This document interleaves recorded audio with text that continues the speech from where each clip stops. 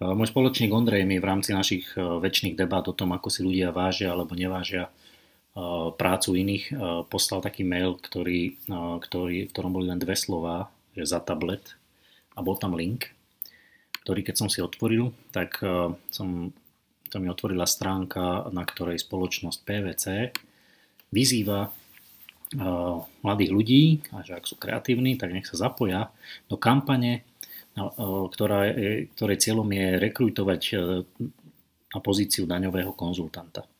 Majú určiť motivačné faktory, ktoré presvedčia potenciálnych záujemcov, majú vymyslieť názov kampane, podnadpis, stratégiu, komunikačné kanály, časové rozhranie, neviem, čo sú iné informácie.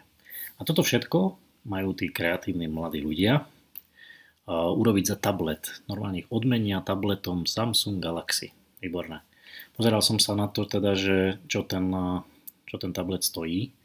Keď sa pozrieme napríklad na Heuréku, tak najlacnejší stojí 270 eur. Kúpite ho za 286, 290, ale v podstate toto je suma, o ktorej si dámy a páni z PVC myslia, že je adekvátna protihodnota za to všetko, čo očakávajú od tých ľudí.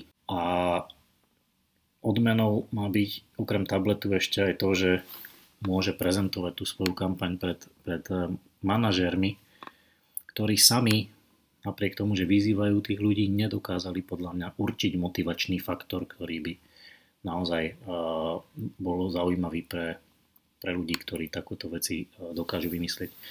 Z toho mi vyplývajú dve veci, že buď tí ľudia netušia, čo chcú,